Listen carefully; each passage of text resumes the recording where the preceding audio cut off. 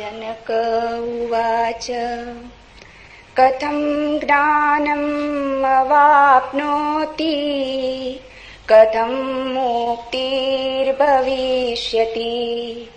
वैराग्यं च कथं प्राप्तम् एतद् ब्रूहि मम प्रभो।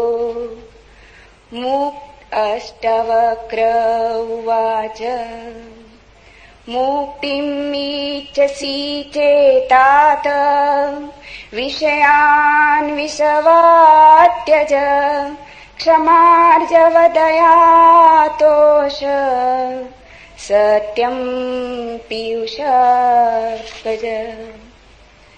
न पृथ्वी न जलं न अग्निः वायुद्यो न वा भवान् येषां साक्षिणम् आत्मानं चिद्रूपं विद्धि मुक्ते। यदि देहं पृथक्कृत्य चित्ति विश्राम्यतिष्ठसि अधुनैव सुखी शान्तो बन्धमुक्तो भविष्यसि। न त्वं विप्रादिको वर्णो नाश्रमी नाक्षगोचर असङ्गोऽसि निराकारो विश्वसाक्षी सुखी भव। धर्माधर्मौ सुखं दुःखं मानसानि न ते विभो न कर्तासि न भोक्तासि मुक्त एवासि सर्वदा।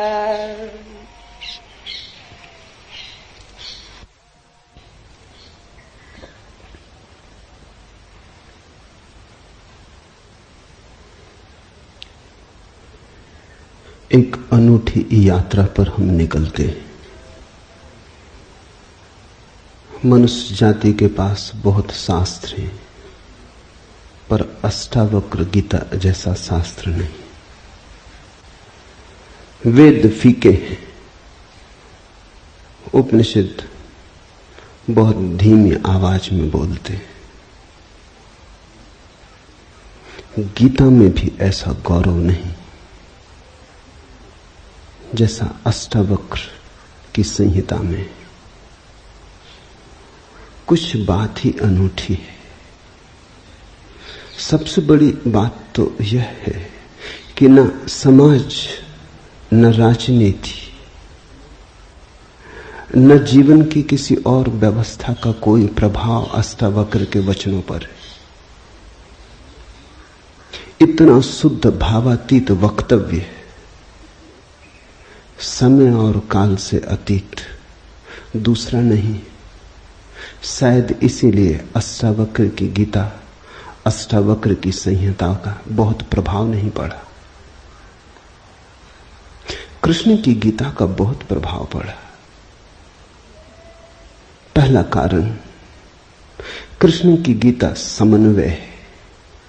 सत्य की उतनी चिंता नहीं जितनी समन्वय की चिंता है।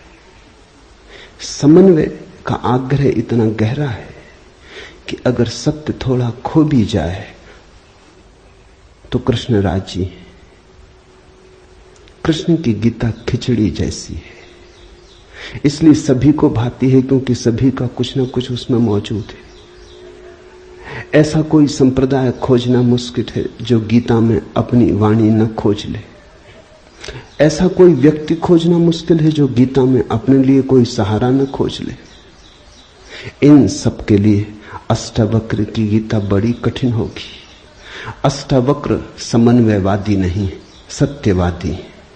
सत्य जैसा है वैसा कहा है, बिना किसी लाग लपेट के। सुनने वाले की चिंता नहीं, सुनने वाला समझेगा नहीं समझेगा इसकी भी चिंता नहीं। सत्य का ऐसा शुद्धतम वक्तव्य न पहले कहीं हुआ न फिर बाद में कभी हो सका। कृष्ण की गीता लोगों को प्रिय है क्योंकि अपना अर्थ निकाल लेना बहुत सुगम है। कृष्ण की गीता काव्यात्मक है। 2 2 5 भी हो सकते हैं, 2 2 3 भी हो सकते हैं। अष्टावक्र के साथ कोई खेल संभव नहीं, वहां 2 2 4 ही होते। अष्टावक्र का वक्तव्य शुद्ध गणित का वक्तव्य, वहां काव्य को जरा भी जगह नहीं, वहां कविता के लिए जरा सी भी छूट नहीं। जैसा है वैसा कहा है, किसी तरह का समझौता नहीं। कृष्ण की गीता पढ़ो तो भक्त अपना अर्थ निकाल लेता है, क्योंकि कृष्ण ने भक्ति की भी बात की। कर्मयोगी अपना अर्थ निकाल लेता है, क्योंकि कृष्ण ने कर्मयोग की भी बात की है। ज्ञानी अपना अर्थ निकाल लेता है, क्योंकि कृष्ण ने ज्ञान की भी बात की है। कृष्ण कहीं भक्ति को सर्वश्रेष्ठ कहते हैं, कहीं ज्ञान को सर्वश्रेष्ठ कहते हैं, कहीं कर्म को सर्वश्रेष्ठ कहते हैं। कृष्ण का वक्तव्य बहुत राजनीतिक है। वो राजनेता थे, कुशल राजनेता थे। सिर्फ राजनेता थे इतना ही कहना उचित नहीं, कुटिल राजनीतिज्ञ थे, डिप्लोमेट थे। उनके वक्तव्य में बहुत सी बातों का ध्यान रखा गया, इसलिए सभी को गीता भा जाती है। इसलिए तो गीता पर हजारों टीकाएं हैं, अष्टावक्र पर कोई चिंता नहीं करता, क्योंकि अष्टावक्र के साथ राजी होना हो तो तुम्हें अपने को छोड़ना पड़ेगा। बेशर्त तुम अपने को न ले जा सकोगे, तुम पीछे रहोगे तो ही जा सकोगे। कृष्ण के साथ तुम अपने को ले जा सकते हो। कृष्ण के साथ तुम्हें बदलने की कोई भी जरूरत नहीं। कृष्ण के साथ तुम मौजू पड़ सकते हो। इसलिए सभी सांप्रदायिकों ने कृष्ण की गीता पर टीकाएं लिखी। शंकर ने, रामानुज ने, निम्बारक ने, बल्लभ ने, सबने अपने अर्थ निकाल लिए। कृष्ण ने कुछ ऐसी बात कही है जो बहुअर्थी है, इसलिए मैं कहता हूं काव्यात्मक है। कविता में से मन चाहे अर्थ निकल सकते हैं। कृष्ण का वक्तव्य ऐसा है जैसे वर्षा में बादल गिरते, जो चाहो देख लो। कोई देखता हाथी की सूंड, कोई चाहे गणेश जी को देख ले। किसी को कुछ भी नहीं दिखाई पड़ता, वो कहता कहां की फिजूल बातें कर रहे हो। बादल है, धुआं, इसमें कैसी आकृतियां देख रहे हो। पश्चिम में वैज्ञानिक मन के परीक्षण के लिए स्याही के धब्बे ब्लॉटिंग पेपर पर डाल देते हैं और व्यक्ति को कहते हैं देखो इसमें क्या दिखाई पड़ता है। व्यक्ति गौर से देखता है, उसे कुछ ना कुछ दिखाई पड़ता है। वहां कुछ भी नहीं, सिर्फ ब्लॉटिंग पेपर पर स्याही के धब्बे बेतरतीब फेंके गए, सोच विचार के भी फेंके नहीं गए हैं, ऐसे ही बोतल उड़ेल दी है। लेकिन देखने वाला कुछ ना कुछ खोज लेता है। जो देखने वाला खोजता है वो उसके मन में वो आरोपित कर लेता। तुमने भी देखा होगा, दीवार पर वर्षा का पानी पड़ता है, लकीरें खिंच जाती, कभी आदमी की शक्ल दिखाई पड़ती, कभी घोड़े की शक्ल दिखाई पड़ती। तुम जो देखना चाहते हो आरोपित कर लेते हो। रात के अंधेरे में कपड़ा टंगा है, भूत प्रेत दिखाई पड़ जाते। कृष्ण की गीता ऐसी ही है, जो तुम्हारे मन में है दिखाई पड़ जाएगा। तो शंकर ज्ञान देख लेते हैं, रामानुज भक्ति देख लेते हैं, तिलक कर्म देख लेते हैं, और सब अपने घर प्रसन्नचित्त लौट आते कि ठीक कृष्ण वही कहते हैं जो हमारी मान्यता है। इमर्सन ने लिखा है कि एक बार एक पड़ोसी प्लेटो की किताबें उनसे मांग के ले गया। अब प्लेटो 2000 साल पहले हुआ और दुनिया के थोड़े से अनूठे विचारकों में से एक। कुछ दिनों बाद इमर्सन ने कहा किताबें पढ़नी हो तो वापस करने। वो पड़ोसी लौटा गया। इमर्सन ने पूछा कैसी लगी। उस आदमी ने कहा कि ठीक, इस आदमी प्लेटो के विचार मुझसे मिलते जुलते। कई दफे तो मुझे ऐसा लगा कि इस आदमी को मेरे विचारों का पता कैसे चल गया। प्लेटो 2000 साल पहले हुआ है। इसको शक हो रहा है कि इसने कहीं मेरे विचार तो नहीं चुरा लिए। कृष्ण में ऐसा शक बहुत बार होता है, इसलिए कृष्ण पर सदियां बीत गईं, टीकाएं चलती जाती। हर सदी अपना अर्थ खोज लेती है, हर व्यक्ति अपना अर्थ खोज लेता है। कृष्ण की गीता स्याही के धब्बों जैसी एक कुशल राजनीतिज्ञ का वक्तव्य है। अष्टावक्र की गीता में तुम कोई अर्थ न खोज पाओगे। तुम अपने को छोड़ के चलोगे तो ही अष्टावक्र की गीता स्पष्ट होगी। अष्टावक्र का सुस्पष्ट संदेश है, उसमें जरा भी तुम अपनी व्याख्या न डाल सकोगे। इसलिए लोगों ने टीकाएं नहीं लिखी। टीका लिखने की जगह नहीं है, तोड़ने मड़ोड़ने का उपाय नहीं है, तुम्हारे मन के लिए सुविधा नहीं है कि तुम कुछ डाल दो। अष्टावक्र ने इस तरह से वक्तव्य दिया है कि सदियां बीत गई, उस वक्तव्य में कोई कुछ जोड़ नहीं पाया, घटा नहीं पाया। बहुत कठिन है ऐसा वक्तव्य देना। शब्द के साथ ऐसी कुशलता बड़ी कठिन है। इसलिए मैं कहता हूं, एक अनूठी यात्रा तुम शुरू कर रहे हो। अष्टावक्र में राजनीतिज्ञों की कोई उत्सुकता नहीं, न तिलक की, न अरविंद की, न गांधी की, न विनोबा की, किसी की कोई उत्सुकता नहीं, क्योंकि तुम अपना खेल न खेल पाओगे। तिलक को उकसाना है देशभक्ति, उठाना है कर्म का ज्वार। कृष्ण की गीता सहयोगी बन जाती। कृष्ण हर किसी को कंधा देने को तैयार है। कोई भी चला लो गोली उनके कंधे पर रख के, वो राजी। कंधा उनका, पीछे छिपने की तुम्हें सुविधा है, और उनके पीछे से गोली चलाओ तो गोली भी बहुमूल्य मालूम पड़ती। अष्टावक्र किसी को कंधे पे हाथ भी नहीं रखने देते। इसलिए गांधी की कोई उत्सुकता नहीं, तिलक की कोई उत्सुकता नहीं, अरविंद विनोबा को कुछ लेना देना नहीं, क्योंकि तुम कुछ थोप ना सकोगे। राजनीति की सुविधा नहीं है। अष्टावक्र राजनीतिक पुरुष नहीं। ये पहली बात ख्याल में रख लेनी जरूरी है। ऐसा सुस्पष्ट खुले आकाश जैसा वक्तव्य जिसमें बादल है ही नहीं, तुम कोई आकृति देख ना पाओगे। आकृति छोड़ोगे, सब बनोगे निराकार, अरूप के साथ जोड़ोगे संबंध, तो अष्टावक्र समझ में आएंगे। अष्टावक्र समझना चाहो तो ध्यान की गहराई में उतरना होगा। कोई व्याख्या से काम होने वाला नहीं। और ध्यान के लिए भी अष्टावक्र नहीं कहते कि तुम बैठ के राम राम जपो। अष्टावक्र कहते हैं तुम कुछ भी करो वो ध्यान ना होगा। करता जहां है वहां ध्यान कैसा। जब तक करना है तब तक भ्रांति है, जब तक करने वाला मौजूद है तब तक अहंकार मौजूद है। अष्टावक्र कहते हैं साक्षी हो जाना है ध्यान। जहां करता छूट जाता तुम सिर्फ देखने वाले रह जाते। दृष्टा मात्र, दृष्टा मात्र हो जाने में ही दर्शन है, दृष्टा मात्र हो जाने में ही ध्यान है, दृष्टा मात्र हो जाने में ही ज्ञान है।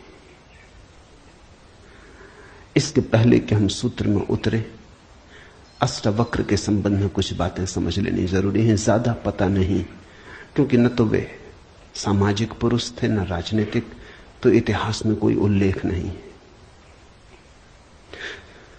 बस थोड़ी सी घटनाएं ज्ञात हैं, वो भी बड़ी अजीब, भरोसा करने योग्य नहीं, लेकिन समझोगे तो बड़े गहरे अर्थ खुलेंगे।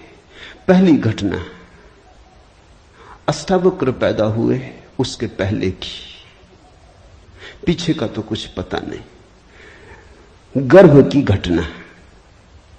पिता बड़े पंडित, अष्टावक्र मां के गर्भ में, पिता रोज वेद का पाठ करते और अष्टावक्र गर्भ में सुनते। एक दिन अचानक गर्भ से आवाज आती कि रुको भी, ये सब बकवास है। ज्ञान इसमें कुछ भी नहीं, बस शब्दों का संग्रह। शास्त्र में ज्ञान कहां? ज्ञान स्वयं में है। शब्द में सत्य कहां? सत्य स्वयं में।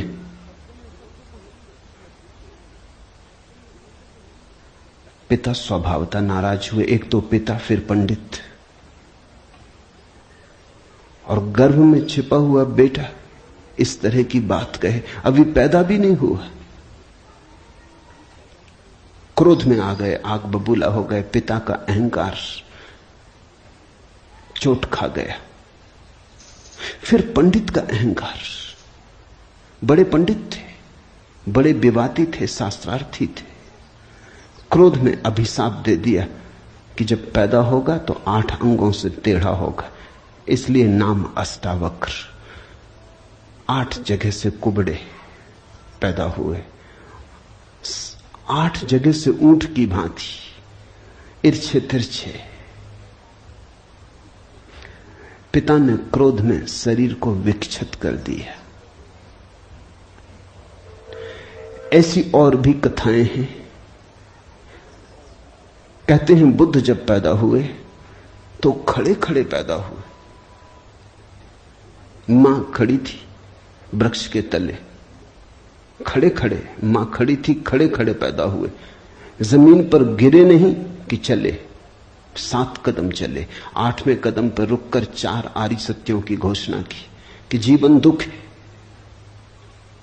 अभी 7 कदम ही चले हैं पृथ्वी पर कि जीवन दुख है,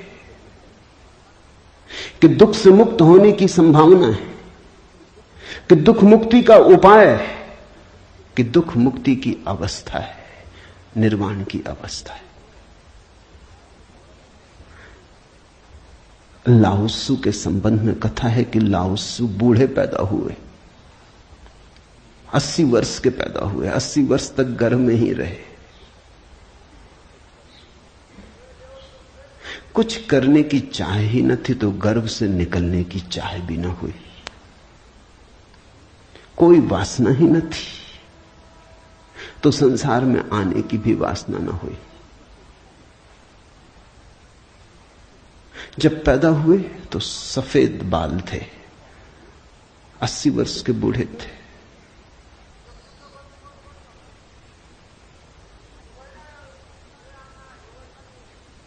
जरथुस्त्र के संबंध में कथा है कि जब जरथुस्त्र पैदा हुए तो पैदा होते से ही खिलखिला के हंसे, मगर इन सबको मात कर दिया अष्टावक्र ने। ये तो पैदा होने की बात है। अष्टावक्र ने अपना पूरा वक्तव्य दे दिया पैदा होने के पहले। ये कथाएं महत्वपूर्ण हैं। इन कथाओं में इन व्यक्तियों के जीवन की सारी सार संपदा है, निचोड़ है। बुद्ध ने जो जीवन भर में कहा उसका निचोड़। बुद्ध ने अष्टांगिक मार्ग का उपदेश दिया तो 7 कदम चले, 8वें पर रुक गए। 8 अंग हैं कुल। पहुंचने की अंतिम अवस्था है सम्यक समाधि।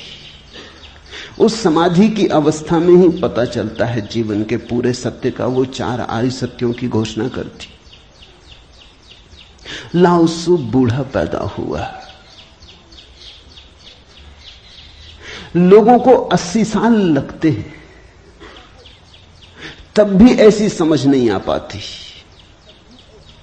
बूढ़े होकर भी लोग बुद्धिमान कहां हो पाते। बूढ़ा होना और बुद्धिमान होना पर्यायवाची तो नहीं। बाल तो धूप में भी पकाए जा सकते हैं। लाओत्सु की कथा इतना ही कहती है कि अगर जीवन में त्वरा हो तीव्रता हो तो जो 80 साल में घटता है वो एक क्षण में घट सकता है।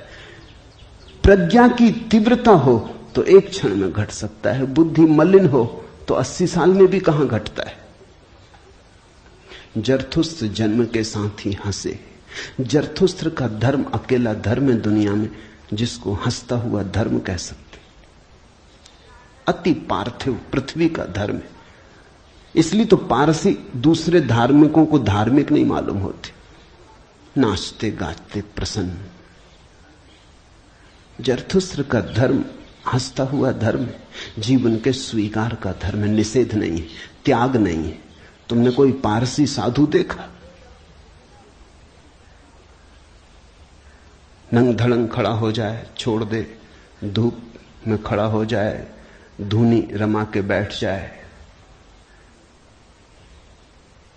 नहीं, पारसी धर्म में जीवन को सताने, कष्ट देने की कोई व्यवस्था नहीं। जरथुस्त्र का सारा संदेश यही है कि जब हंसते हुए परमात्मा को पाया जा सकता है तो रोते हुए क्यों पाना। जब नाचते हुए पहुंच सकते हैं उस मंदिर तक तो नाहक कांटे क्यों बोने। जब फूलों के साथ जाना हो सकता है तो ये दुखवाद क्यों। इसलिए ठीक है, प्रतीक ठीक है कि जरथुस्त्र पैदा होते हंसे। इन कथाओं में इतिहास मत खोजना, ऐसा हुआ है ऐसा नहीं है, लेकिन इन कथाओं में एक बड़ा गहरा अर्थ है। तुम्हारे पास एक बीज पड़ा है, जब तुम बीज को देखते हो तो इससे पैदा होने वाले फूल की कोई भी तो खबर नहीं मिलती। ये क्या हो सकता है इसकी भनक भी तो नहीं आती। ये कमल बनेगा, खिलेगा, जल में रहेगा और जल से अछूता रहेगा, सूरज की किरणों पर नाचेगा और सूरज भी ईर्ष्यालु होगा इसके सौंदर्य से, इसकी कोमलता से, इसके अपूर्व गरिमा, इसके प्रसाद से, इसकी सुगंध आकाश में उड़ेगी। ये बीज को देखकर तो पता भी नहीं चलता। बीज को तो देख के इसकी कोई कल्पना भी नहीं कर सकता, अनुमान भी नहीं कर सकता। लेकिन एक दिन ये घटता है तो दो तरह से हम सोच सकते हैं। या तो हम बीज को पकड़ लें जोर से और हम कहें जो बीज में दिखाई नहीं पड़ा वो कमल में भी घट नहीं सकता। ये भ्रम है, ये धोखा है, ये झूठ है। जिनको हम तर्कनिष्ठ कहते हैं, संदेहशील कहते हैं, उनका यही आधार है। वो कहते हैं जो बीज में नहीं दिखाई पड़ा वो फूल में हो नहीं सकता, कहीं भ्रांति हो रही है। इसलिए संदेहशील व्यक्ति बुद्ध को मान नहीं पाता, महावीर को स्वीकार नहीं कर पाता, जीसस को अंगीकार नहीं कर पाता, क्योंकि वो कहते हैं हमने जाना इनको। जीसस अपने गांव में आए, बड़े हैरान हुए, गांव के लोगों ने कोई चिंता ही न की। जीसस का वक्तव्य है कि पैगंबर की अपने गांव में पूजा नहीं होती। कारण क्या रहा होगा, क्यों नहीं होती गांव में पूजा पैगंबर की? गांव के लोगों ने बचपन से देखा, बढ़ई जोसेफ का लड़का है, लकड़ियां ढोते देखा, रिंदा चलाते देखा, लकड़ियां चीरते देखा, पसीने से लथपथ देखा, सड़कों पर खेलते देखा, झगड़ते देखा। गांव के लोग इसे बचपन से जानते हैं, बीज की तरह देखा। आज अचानक ये हो कैसे सकता है कि परमात्मा का पुत्र हो गए? नहीं, जिसने बीज को देखा है वो फूल को मान नहीं पाता। वो कहता है जरूर धोखा होगा, बेईमानी होगी, ये आदमी पाखंडी है। बुद्ध अपने घर वापस लौटे तो पिता, सारी दुनिया को जो दिखाई पड़ रहा था वो पिता को दिखाई नहीं पड़ा। सारी दुनिया अनुभव कर रही थी एक प्रकाश, दूर दूर तक खबरें जा रही थी, दूर देशों से लोग आने शुरू हो गए थे। लेकिन जब वो वापस बुद्ध घर आए 12 साल बाद, तो पिता ने कहा मैं तुझे अभी भी क्षमा कर सकता हूं, यद्यपि तूने काम तो बुरा किया है, सताया तो तूने हमें, अपराध तो तूने किया, लेकिन मेरे पास पिता का हृदय, मैं माफ कर दूंगा, द्वार तेरे लिए खुले, मगर फेंक ये भिक्षा का पात्र, हटा ये भिक्षु का वेश, ये सब नहीं चलेगा। तो वापस लौटा, ये राज्य तेरा है, मैं बूढ़ा हो गया, इसको कौन संभालेगा? हो गया बचपना बहुत, अब बंद करो ये सब खेल। बुद्ध ने कहा, कृपा कर मुझे देखें तो, जो गया था वो वापस नहीं आया है, ये कोई और ही आया है जो आपके घर पैदा हुआ था, वही वापस नहीं आया है, ये कोई और ही आया है, बीज फूल होके आया है। गौर से तो देखो। पिता ने कहा, तू मुझे सिखाने चला है। पहले दिन से जब तू पैदा हुआ था तब से तुझे जानता हूं। किसी और को धोखा देना, किसी और को समझा लेना, भ्रम में डाल देना, मुझे तू भ्रम में न डाल पाएगा। मैं फिर कहता हूं, मैं तुझे भली भांति जानता हूं, मुझे कुछ सिखाने को चेष्टा मत कर, क्षमा करने को मैं राजी हूं। बुद्ध ने कहा, आप और मुझे जानते हैं, मैं तो स्वयं को भी नहीं जानता था, अभी अभी किरणें उतरी हैं और स्वयं को जाना। क्षमा करे, लेकिन यह मुझे कहना ही पड़ेगा कि जिसको आपने देखा वो मैं नहीं हूं, और जहां तक आपने देखा वो मैं नहीं हूं। बाहर बाहर आपने देखा, भीतर आपने कहां देखा? मैं आपसे पैदा हुआ हूं, लेकिन आपने मुझे निर्मित नहीं किया। मैं आपसे आया हूं जैसे एक रास्ते से कोई राहगीर आता है, लेकिन रास्ता और राहगीर का क्या लेना देना? कल रास्ता कहने लगे कि मैं तुझे पहचानता हूं, तू मेरे ही से तो होकर आया। ऐसे ही आप कह रहे हैं, आपके पहले भी मैं था, जन्मों जन्मों से मेरी यात्रा चल रही, आपसे गुजरा जरूर, ऐसा मैं औरों से भी गुजरा हूं, और भी मेरे पिता थे, और भी मेरी माताएं थी, लेकिन मेरा होना बड़ा अलग थलग है, कठिन है, बहुत अति कठिन है। अगर बीज देखा तो फूल पे भरोसा नहीं आता। एक तो ढंग है अश्रद्धालु का, तर्कवादी का, संदेहशील का, कि वो कहता है बीज को हम पहचानते हैं तो फूल हो नहीं सकता, हम कीचड़ को जानते हैं, उस कीचड़ से कमल हो कैसे सकता है? सब गलत, सपना होगा, भ्रांति होगी, किसी मोहजाल में पड़ गए होगे, किसी ने धोखा दे दिया, कोई जादू, कोई तिलिस्म। एक तो ये रास्ता है, एक रास्ता है श्रद्धालु का, प्रेमी का, भक्त का, सहानुभूति से भरे हृदय का। वो फूल को देखता है और फूल से पीछे की तरफ यात्रा करता है। वो कहता है, जब फूल में ऐसा सुगंध हुई, जब फूल में ऐसी विभा प्रकट हुई, जब फूल में ऐसी प्रतिभा, जब फूल में ऐसा कुंवारापन दिखा, तो जरूर बीज में भी रहा होगा, क्योंकि जो फूल में हुआ है वो बीज में न हो तो हो ही नहीं सकता। ये सारी कथाएं घटी हैं, ऐसा नहीं।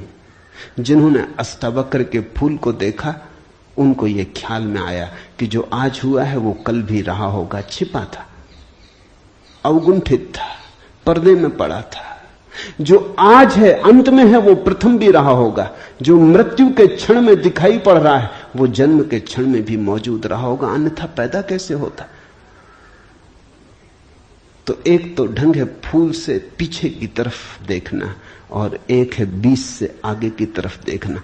गौर से देखो तो दोनों में सारसूत्र एक ही है, दोनों की आधार भित्ति एक ही है, लेकिन कितना जमीन आसमान का अंतर हो जाता है। जो बीज वाला है वो भी ये कह रहा है कि जो बीज में नहीं है वो फूल में कैसे हो सकता है, ये उसका तर्क है। फूल वाला भी यही कह रहा है, वो कह रहा है जो फूल में है वो बीज में भी होना ही चाहिए। दोनों का तर्क तो एक है, लेकिन दोनों के देखने के ढंग अलग है। बड़ी अड़चन।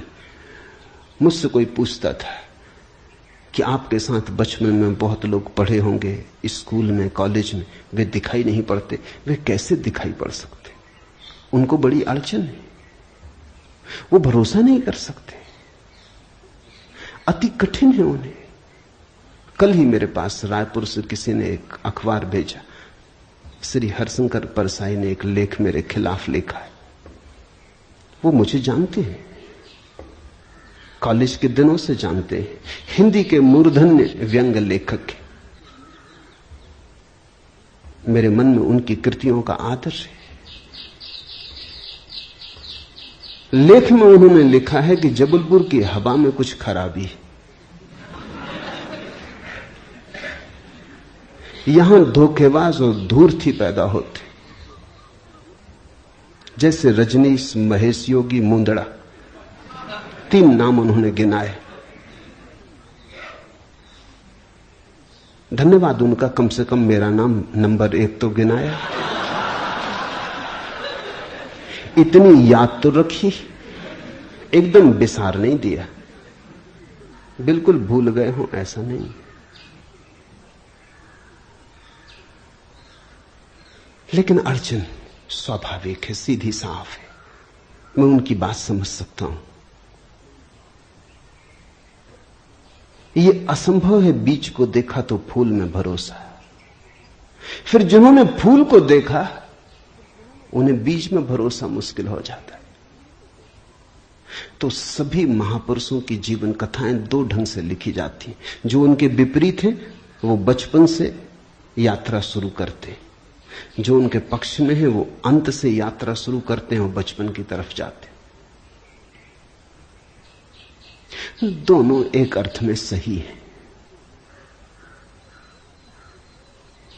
लेकिन जो बचपन से यात्रा करके अंत की तरफ जाते हैं वो वंचित रह जाते हैं। उनका सही होना उनके लिए आत्मघाती है। जो अंत से यात्रा करते हैं वो पीछे की तरफ जाते हैं, वो धन्यभागी हैं, क्योंकि बहुत कुछ उन्हें अनायास मिल जाता है जो कि पहले तर्कवादियों को नहीं मिल पाता। अब न केवल मैं गलत मालूम होता हूं, मेरे कारण जबलपुर तक की हवा उनको गलत मालूम होती। कुछ भूल हवा पानी में होनी चाहिए। यदि मैं उनको कहना चाहूंगा जबलपुर को कोई हक नहीं है मेरे संबंध में हवा पानी को अच्छा या खराब तय करने का। जबलपुर से मेरा कोई बहुत नाता नहीं है, थोड़े दिन वहां था, महेश योगी भी थोड़े दिन वहां थे, उनका भी कोई नाता नहीं। हम दोनों का नाता किसी और जगह से है।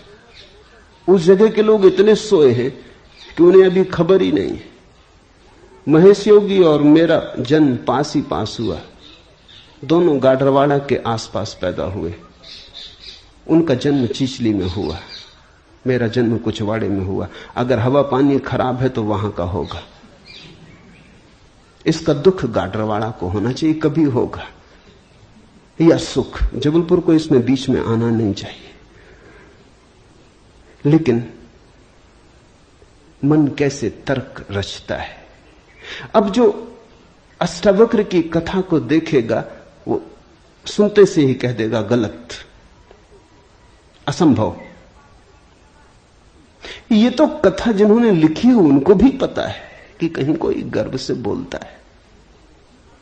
वो तो केवल इतना कह रहे हैं कि जो आखिर में प्रकट हुआ वो गर्भ में मौजूद रहा होगा। जो वाणी आखिर में खिली वो किसी न किसी गहरे तल पर गर्भ में भी मौजूद रही होगी, अन्यथा खिलती कहां से, आती कहां से?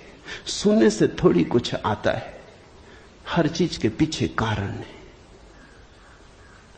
नहीं देख पाए हो हम, लेकिन था तो मौजूद। ये सारी कथाएं इसी का सूचक देती हैं। अष्टावक्र के संबंध में दूसरी बात जो ज्ञात है वो है जब वे 12 वर्ष के थे। बस 2 ही बातें ज्ञात हैं। तीसरी उनकी अष्टावक्र गीता है, या कुछ लोग कहते हैं अष्टावक्र संहिता। जब वे 12 वर्ष के थे तो एक बड़ा विशाल शास्त्रार्थ जनक ने रचा। जनक सम्राट थे और उन्होंने सारे देश के पंडितों को निमंत्रण दिया और उन्होंने 1000 गायें राजमहल के द्वार पर खड़ी कर दी और उन्होंने गायों के सींगों पर सोना मढ़ दिया और हीरे जवाहरात लटका दिए और कहा जो भी विजेता होगा वो इन गांवों को हाँक के ले जाए। बड़ा विवाद हुआ। अष्टावक्र के पिता भी उस विवाद में गए। खबर आई सांझ होते होते कि पिता हार रहे हैं। सबसे तो जीत चुके थे, वंदिन नाम के एक पंडित से हारे जा रहे हैं। ये खबर सुन के अष्टावक्र भी राजमहल पहुंच गया। सभा सजी थी। विवाद अपनी आखिरी चरम अवस्था में था। निर्णायक घड़ी करीब आती थी। पिता के हारने की स्थिति बिल्कुल पूरी तय हो चुकी थी। अब हारे तब हारे की अवस्था थी। अष्टावक्र दरबार में भीतर चला गया। पंडितों ने उसे देखा। महापंडित इकट्ठे थे। उसका 8 अंगों से टेढ़ा मेढ़ा शरीर, वो चलता तो भी देख के लोगों को हंसी आती। उसका चलना भी बड़ा हास्यास्पद था। सारी सभा हंसने लगी। अष्टावक्र भी खिल के हंसा। जनक ने पूछा, और सब हंसते हैं वो तो मैं समझ गया क्यों हंसते, लेकिन बेटे तू क्यों हंसा? अष्टावक्र ने कहा, मैं इसलिए हंस रहा हूं कि इन चम्हारों की सभा में सत्य का निर्णय हो रहा है। बड़ा आदमी अनूठा रहा होगा। ये चम्हार यहां क्या कर रहे हैं? सन्नाटा छा गया। चम्हार? सम्राट ने पूछा, तेरा मतलब? उसने कहा, सीधी सी बात है, इनको चमड़ी ही दिखाई पड़ती, मैं नहीं दिखाई पड़ता। मुझसे सीधा साधा आदमी खोजना मुश्किल है, वो तो इनको दिखाई ही नहीं पड़ता। इनको आड़ा टेढ़ा शरीर दिखाई पड़ता है। ये चम्हार है, ये चमड़ी के पारखी। राजन, मंदिर के टेढ़े होने से कहीं आकाश टेढ़ा होता है?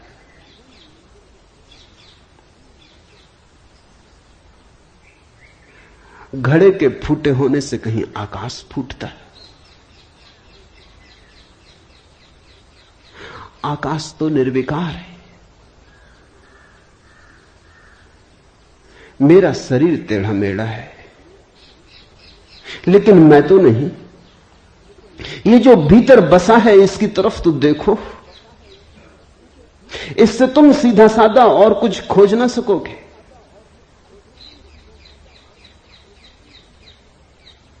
ये बड़ी चौंकाने वाली घोषणा थी। सन्नाटा छा गया होगा। जनक प्रभावित हुआ, झटका खाया। निश्चित ही कहां चम्हारों की भीड़ इकट्ठी करके बैठा है।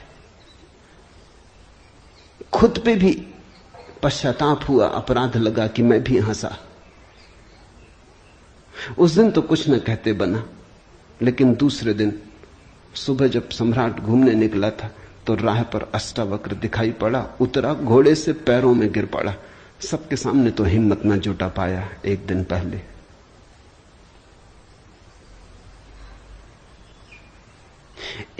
पहले तो कहा था, बेटे तू क्यों हंसता है? 12 साल का लड़का था। उम्र तौली थी, आज उम्र नहीं तौली।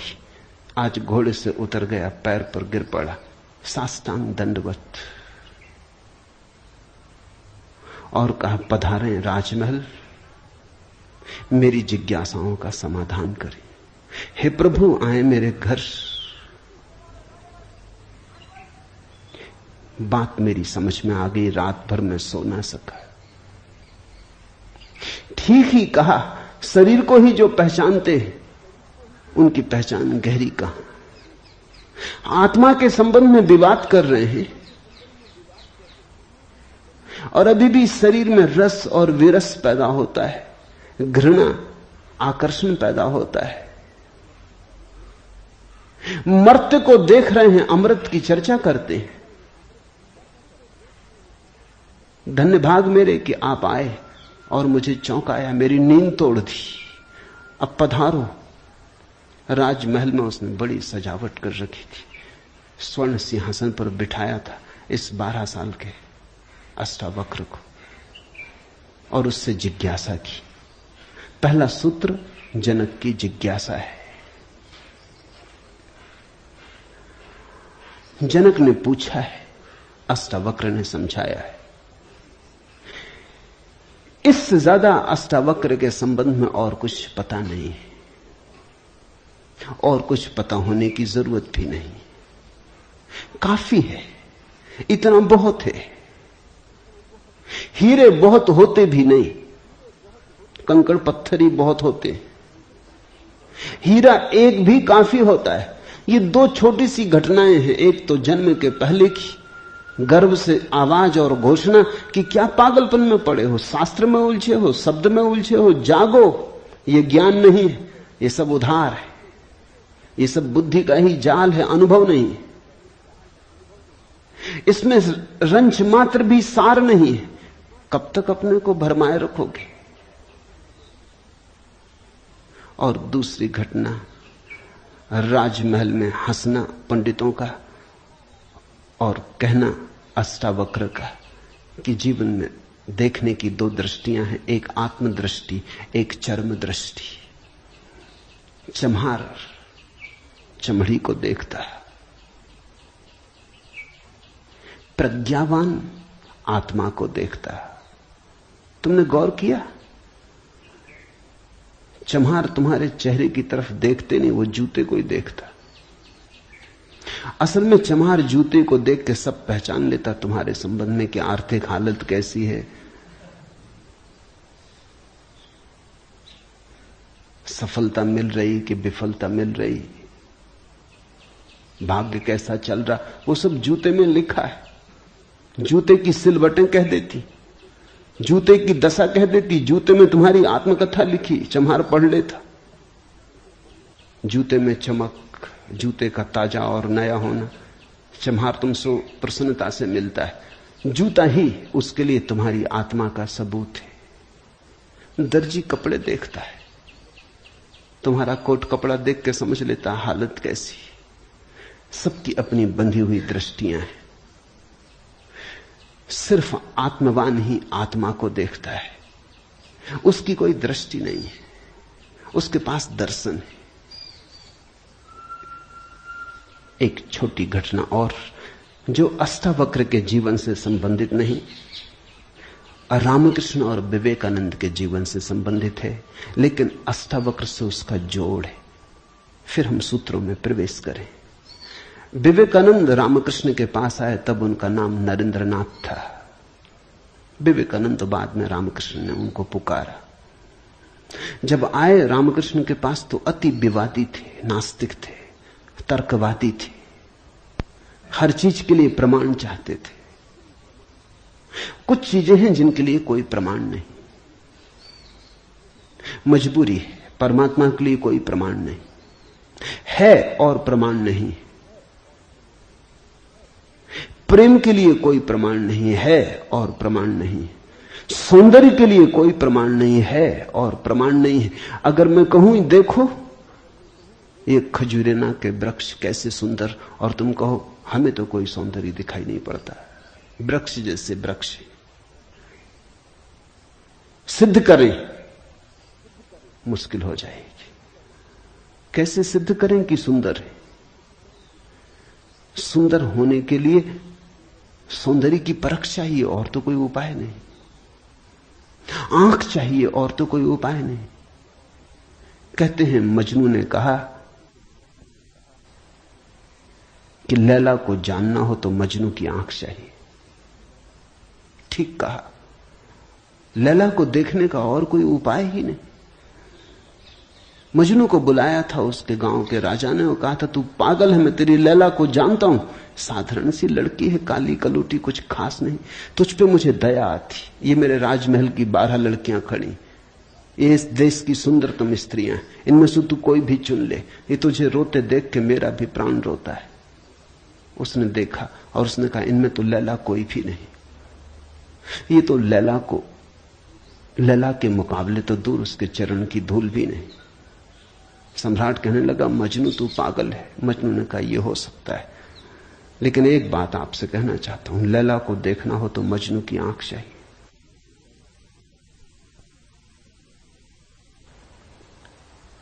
कहा मजनू ने। अगर वृक्षों के सौंदर्य को देखना हो तो कला की आंख चाहिए और कोई प्रमाण नहीं।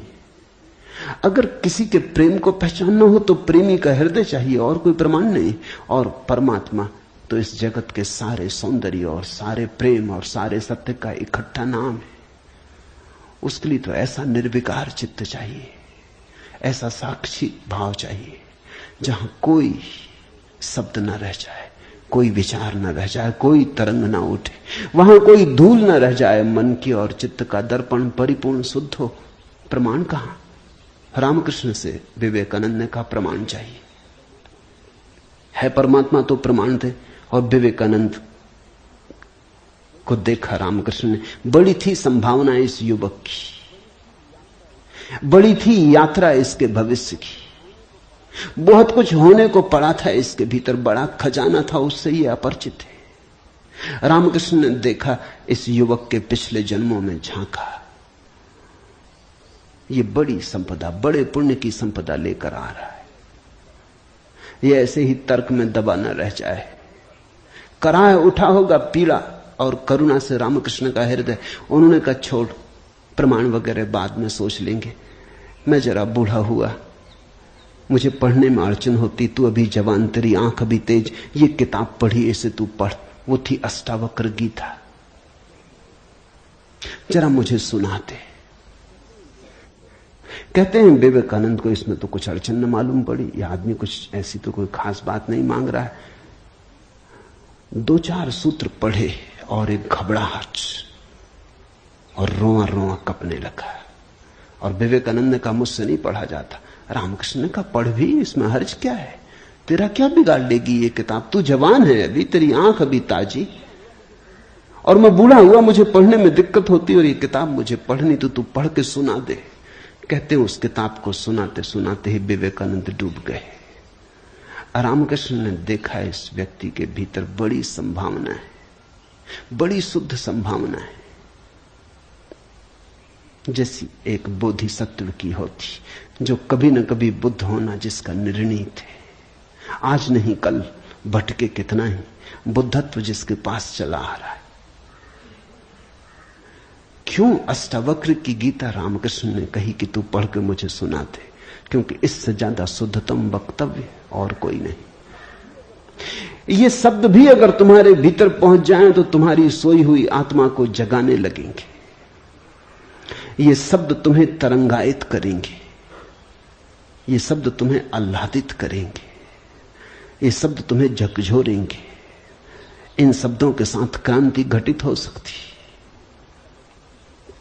अष्टावक्र की गीता को मैंने यूं ही नहीं चुना है और जल्दी नहीं चुना, बहुत देर करके चुना है, सोच विचार के। दिन थे जब मैं कृष्ण की गीता पर बोला, क्योंकि भीड़ भाड़ मेरे पास थी। भीड़ भाड़ के लिए अष्टावक्र गीता का कोई अर्थ न था। बड़ी चेष्टा करके भीड़ भाड़ से छुटकारा पाया है। अब तो थोड़े से विवेकानंद यहां हैं, अब तो उनसे बात करनी है जिनकी बड़ी संभावना है। उन थोड़े से लोगों के साथ मेहनत करनी है जिनके साथ मेहनत का परिणाम हो सकता है। अब हीरे तराशने, कंकड़ पत्थरों पर यह छेनी खराब नहीं करनी, इसलिए चुनी है अष्टावक्र की गीता। तुम तैयार हुए हो इसलिए चुनी। पहला सूत्र, जनक ने कहा, हे प्रभु, पुरुष ज्ञान को कैसे प्राप्त होता है और मुक्ति कैसे होगी और वैराग्य कैसे प्राप्त होगा, यह मुझे कहिए। एतत् मम ब्रूहि प्रभो, मुझे समझाएं प्रभु। 12 साल के लड़के से सम्राट जनक का कहना, हे प्रभु, भगवान मुझे समझाएं। एतत् मम ब्रूहि, मुझे ना समझ को कुछ समझ दें, मुझे अज्ञानी को जगाएं। 3 प्रश्न पूछे हैं। कथम ज्ञानम, कैसे होगा ज्ञान? साधारणता तो हम सोचेंगे कि यह भी कोई पूछने की बात है, किताबों में भरा पड़ा है। जनक भी जानता था किताबों में भरा पड़ा है वो ज्ञान नहीं, वो केवल ज्ञान की धूल है, राख है। ज्ञान की ज्योति जब जलती है तो पीछे राख छूट जाती, राख इकट्ठी होती चली जाती, शास्त्र बन जाती। वेद राख है। कभी जलते हुए अंगारे थे, ऋषियों ने उन्हें अपनी आत्मा में जलाया था, फिर राख रह गए। फिर राख संयोजित की जाती, संग्रहित की जाती, सुव्यवस्थित की जाती। जैसे जब आदमी मर जाता है तो हम उसकी राख इकट्ठी कर लेते हैं, उसको फूल कहते हैं। बड़े मजेदार लोग हैं जिंदगी में जिसको फूल नहीं कहा। उसकी हड्डी वड्डियां इकट्ठी कर लाते हैं, कहते फूल संजोला है, फिर संभाल कर रखते, मंजूसा बनाते। जिसको जिंदगी में कभी फूल का आदर नहीं दिया, जिसको जिंदगी में कभी फूल की तरह देखा नहीं, जब मर जाता है आदमी पागल है, तब उसकी हड्डी को, राख को फूल कहते। ऐसे ही जब कोई बुद्ध जीवित होता है तब तुम सुनते नहीं। जब कोई महावीर तुम्हारे बीच से गुजरता है तब तुम नाराज होते हो। लगता है यह आदमी तुम्हारे सपने तोड़ रहा है या तुम्हारी नींद में दखल डाल रहा है। ये कोई जगाने का वक्त है? अभी अभी तो सपना आना शुरू हुआ था, अभी अभी तो जरा जीतना शुरू किया था जिंदगी में, अभी अभी तो दांव ठीक लगने लगे थे, तीर ठीक ठीक जगह पड़ने लगा था, और ये सज्जन आ गए, ये कहते हैं सब आसार है। अभी अभी तो चुनाव जीते थे, पद पे पहुंचने का रास्ता बना था, और ये महापुरुष आ गए, ये कहते हैं ये सब सपना है, इसमें कुछ सार नहीं, मौत आएगी सब छीन लेगी। छोड़ो भी, जब मौत आएगी तब देखेंगे, बीच में तो इस तरह की बातें मत उठाओ।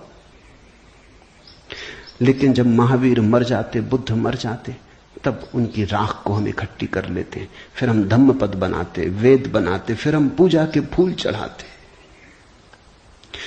जनक भी जानता था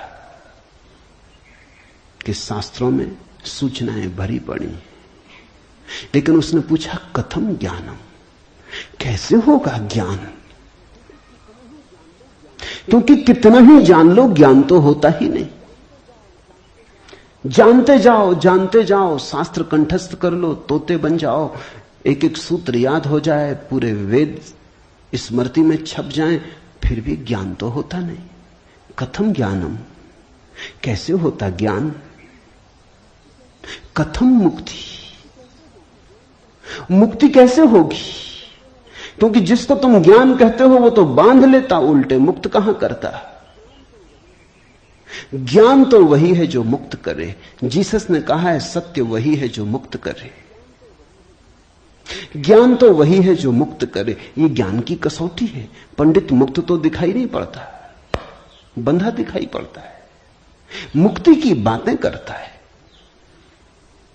मुक्त दिखाई नहीं पड़ता है, हजार बंधनों में बंधा हुआ मालूम पड़ता है।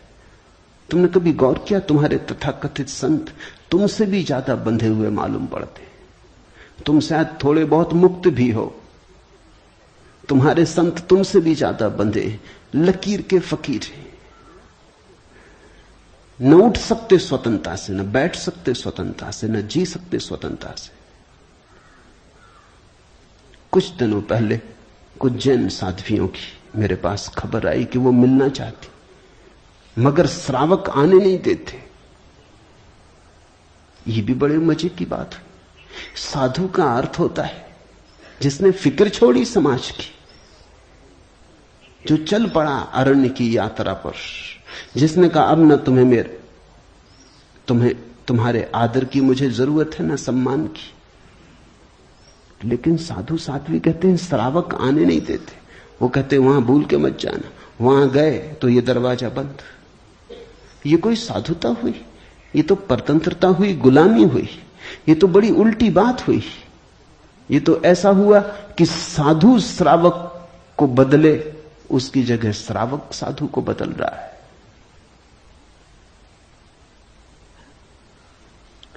एक मित्र ने आके मुझे कहा, एक जैन साध्वी आपकी किताबें पढ़ती लेकिन चोरी से। टेप भी सुनना चाहती लेकिन चोरी से। और अगर कभी किसी के सामने आपका नाम भी ले दो तो वो इस तरह हो जाती जैसे उसने कभी आपका नाम सुना ही नहीं। ये मुक्ति हुई। जनक ने पूछा कथम मुक्ति, कैसे होती मुक्ति, क्या है मुक्ति? उस ज्ञान को मुझे समझाएं जो मुक्त कर देता है। स्वतंत्रता मनुष्य की सबसे महत्वपूर्ण आकांक्षा है। सब पालो लेकिन गुलामी अगर रही तो छिदती है। सब मिल जाए, स्वतंत्रता ना मिले तो कुछ भी नहीं मिला। मनुष्य चाहता है खुला आकाश, कोई सीमा ना हो। वो मनुष्य की अंतरतम निगूढ़तम आकांक्षा है, जहां कोई सीमा ना हो, कोई बाधा ना हो। इसी को परमात्मा होने की आकांक्षा कहो, मोक्ष की आकांक्षा कहो। हमने ठीक शब्द चुना है, मोक्ष। दुनिया की किसी भाषा में ऐसा प्यारा शब्द नहीं। स्वर्ग, फिरदौस, इस तरह के शब्द हैं, लेकिन उन शब्दों में मोक्ष की कोई धुन नहीं है। मोक्ष का संगीत ही अनूठा है। उसका अर्थ ही केवल इतना है, ऐसी परम स्वतंत्रता जिस पर कोई बाधा नहीं है। स्वतंत्रता इतनी शुद्ध कि जिस पे कोई सीमा नहीं। पूछा जनक ने कैसे होगी मुक्ति और कैसे होगा वैराग्य? हे प्रभु मुझे समझाकर कहिए। अष्टावक्र ने गौर से देखा होगा जनक की तरफ, क्योंकि गुरु के लिए वही पहला काम है कि जब कोई जिज्ञासा करे तो वो गौर से देखे जिज्ञासा किस स्रोत से आती, पूछने वाले ने क्यों पूछा है। उत्तर तो तभी सार्थक हो सकता है जब प्रश्न क्यों किया गया है वो समझ में आ जाए, वो साफ हो जाए। ध्यान रखना, सद्ज्ञान को उपलब्ध व्यक्ति सद्गुरु तुम्हारे प्रश्न का उत्तर नहीं देता, तुम्हें उत्तर देता है। तुम क्या पूछते हो इसकी फिक्र कम है, तुमने क्यों पूछा है, तुम्हारे पूछने के पीछे अंतर चेतन में छिपा हुआ जाल क्या है, तुम्हारे प्रश्नों की आड़ में वस्तुतः कौन सी आकांक्षा छिपी है।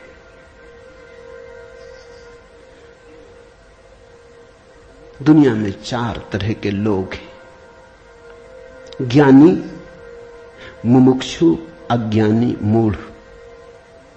और दुनिया में 4 ही तरह की जिज्ञासाएं होती। ज्ञानी की जिज्ञासा तो निशब्द होती। कहना चाहिए ज्ञानी की जिज्ञासा तो जिज्ञासा होती ही नहीं। जान लिया, जानने को कुछ बचा नहीं, पहुंच गए, चित्त निर्मल हुआ, शांत हुआ, घर लौट आए, विश्राम में आ गए। तो ज्ञानी की जिज्ञासा तो जिज्ञासा जैसी होती ही नहीं। इसका यह अर्थ नहीं कि ज्ञानी सीखने को तैयार नहीं होता। ज्ञानी तो सरल छोटे बच्चे की भांति हो जाता है, सदा तत्पर सीखने को। जितना ज्यादा तुम सीख लेते हो उतनी ही सीखने की तत्परता बढ़ जाती। जितने तुम सरल और निष्कपट होते चले जाते हो उतने ही सीखने के लिए तुम खुल जाते हो। आए हवाएं तुम्हारे द्वार खुले पाती, आए सूरज तुम्हारे द्वार पर दस्तक नहीं देनी पड़ती, आए परमात्मा तुम्हें सदा तत्पर पाता है। ज्ञानी ज्ञान को संग्रहित नहीं करता, ज्ञानी सिर्फ ज्ञान की क्षमता को उपलब्ध होता है। इस बात को ठीक से समझ लेना, क्योंकि पीछे यह काम पड़ेगी। ज्ञानी का केवल इतना ही अर्थ है कि जो जानने के लिए बिल्कुल खुला है, जिसका कोई पक्षपात नहीं, जानने के लिए जिसके पास कोई पर्दा नहीं, जिसके पास जानने के लिए कोई पूर्व नियोजित योजना ढांचा नहीं। ज्ञानी का अर्थ है ध्यानी, जो ध्यानपूर्ण है।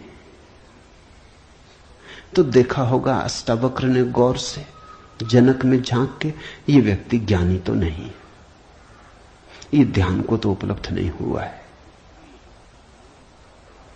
अन्यथा इसकी जिज्ञासा मौन होती, उसमें शब्द ना होते। बुद्ध के जीवन में उल्लेख है, एक फकीर मिलने आया, एक साधु मिलने आया, एक परिव्राजक घुमक्कड़। उसने आके बुद्ध से कहा,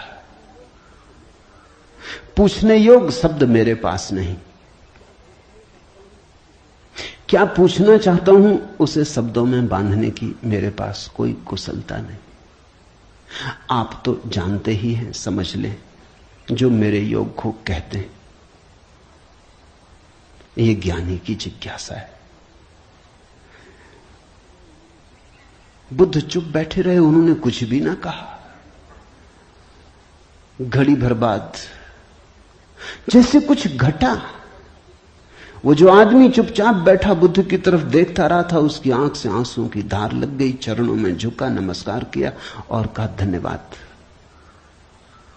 खूब धन्यभागी हूं, जो लेने आया था आपने दिया। वो उठ के चला भी गया, उसके चेहरे पे अपूर्व आभा थी, वो नाचता हुआ गया। बुद्ध के आसपास के शिष्य बड़े हैरान हुए। आनंद ने पूछा, बनते भगवान, पहेली हो गई। पहले तो याद नहीं, कहता है कि मुझे पता नहीं कैसे पूछूं, पता नहीं किन शब्दों में पूछूं, ये भी पता नहीं क्या पूछने आया हूं। फिर आप तो जानते ही हैं सब, देख लें, मुझे जो मेरे लिए जरूरी हो कह दें। पहले तो ये आदमी ही जरा पहेली था, ये कोई ढंग हुआ पूछने का? और जब तुम्हें यही पता नहीं कि क्या पूछना, तो पूछना ही क्यों? पूछना क्या? खूब रही। फिर यही बात खत्म ना हुई, आप चुप बैठे सो चुप बैठे रह गए। आपको ऐसा कभी मौन देखा नहीं? कोई पूछता तो आप उत्तर देते। कभी कभी तो ऐसा होता कोई नहीं भी पूछता तो भी आप उत्तर देते। आपकी करुणा सदा बहती रहती। क्या हुआ अचानक कि आप चुप रह गए और आंख बंद हो गई? और फिर क्या रहस्यमय घटा कि वो आदमी रूपांतरित होने लगा। हमने उसे बदलते देखा, हमने उसे किसी और ही रंग में डूबते देखा, उसमें मस्ती आते देखी। वो नाचता हुआ गया है, आंसुओं से भरा हुआ, गदगद आह्लादित, वो चरणों में झुका, उसकी सुगंध हमें भी छुई। ये हुआ क्या? आप कुछ बोले नहीं, उसने सुना कैसे? और हम तो इतने दिनों से, वर्षों से आपके पास, हम पर आपकी कृपा कम है क्या? ये प्रसाद जो उसे दिया हमें क्यों नहीं मिलता? लेकिन ध्यान रहे, उतना ही मिलता है जितना तुम ले सकते हो। बुद्ध ने कहा, सुनो, घोड़े, आनंद से घोड़े की बात की क्योंकि आनंद छत्री था, बुद्ध का चचेरा भाई था और बचपन से ही घोड़े का बड़ा शौक था। उसे घुड़सवार था, प्रसिद्ध घुड़सवार था, प्रतियोगी था बड़ा। उसने कहा, सुन आनंद, बुद्ध ने कहा, घोड़े 4 प्रकार के होते। एक तो मारो भी तो भी टस से मस नहीं होते, रद्दी से रद्दी घोड़े, जितना मारो उतना ही हठ योगी हो जाते हैं, बिल्कुल हट बांध के खड़े हो जाते। तुम मारो तो वो जिद बना लेते हैं कि देखें कौन जीतता। फिर दूसरे तरह के घोड़े होते हैं, मारो तो चलते हैं, न मारो तो नहीं चलते, कम से कम पहले से बेहतर। फिर तीसरे तरह के घोड़े होते हैं, कोड़ा फटकारो, मारना काफी जरूरी नहीं, सिर्फ कोड़ा फटकारो, आवाज काफी, और भी कुलीन होते, दूसरे से भी बेहतर। फिर आनंद, तुझे जरूर पता होगा, ऐसे भी घोड़े होते हैं कि कोड़े की छाया देख के भागते हैं, फटकारना भी नहीं पड़ता। ये ऐसा ही घोड़ा था, छाया काफी। अष्टावक्र ने देखा होगा गौर से, जब तुम आके मुझसे कुछ पूछते हो तो तुम्हारे प्रश्न से ज्यादा महत्वपूर्ण सवाल तुम हो। कभी कभी तुम्हें भी ऐसा लगता होगा कि तुमने जो नहीं पूछा था वो मैंने उत्तर दिया है, और कभी कभी तुम्हें ऐसा भी लगता होगा कि शायद मैं टाल गया तुम्हारे प्रश्न को, बचाव कर गया, कुछ और उत्तर दे गया हूं। लेकिन सदा तुम्हारी भीतरी जरूरत ज्यादा महत्वपूर्ण। तुम क्या पूछते हो ये उतना महत्वपूर्ण नहीं, क्योंकि तुम्हें खुद ही ठीक पता नहीं तुम क्या पूछते हो, क्यों पूछते हो। उत्तर वही दिया जाता है जिसकी तुम्हें जरूरत है। तुम्हारे पूछने से कुछ तय नहीं होता। देखा होगा अष्टावक्र ने ज्ञानी तो नहीं है जनक, अज्ञानी है फिर क्या? अज्ञानी भी नहीं, क्योंकि अज्ञानी तो अकड़ा से भरा होता है। अज्ञानी तो झुकना जानता ही नहीं। ये तो मुझ 12 साल की उम्र के लड़के के पैरों में झुक गया, साष्टांग दंडवत की। ये अज्ञानी के लिए असंभव है। अज्ञानी तो समझता है कि मैं जानता ही हूं, मुझे कौन समझाएगा। अज्ञानी अगर कभी पूछता भी है तो तुम्हें गलत सिद्ध करने को पूछता है, क्योंकि अज्ञानी तो ये मान के चलता है कि पता तो मुझे है ही, देखें इनको भी पता है या नहीं। अज्ञानी परीक्षा के लिए पूछता है। नहीं, इसकी आंखें जनक की तो बड़ी निर्मल है।